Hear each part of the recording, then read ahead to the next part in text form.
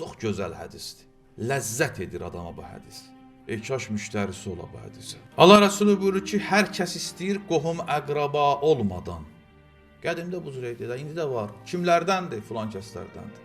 Filan məmurun bacısı oğludur. Nə bilim filan kəslərdir. Məsələn də filan qəbilədəndir, filan yerdəndir. Həzrət Rəsulullah buyurur, hər kəs istəyir qohum əqrabasız, izzətli olsun, sultan olmadan heybətli, əzəmətli olsun, vəzifəsiz və pulsuz, sərvətsiz, ehtiyatsız olsun. Neynəsin? Fəlyəntəqil min zulli məsiyyətillah ilə izzi taatih. Allahın itaətinə tərəf hərəkət eləsin. Hardan? Günahın zillətindən. Yəni günah insanı zəlil edir, xar eləyir. Amma Allaha itaət insanı əziz eləyir. Nə edək izzətli olaq? Təqvalı olaq. Günah etməyək, Allaha itaət edək.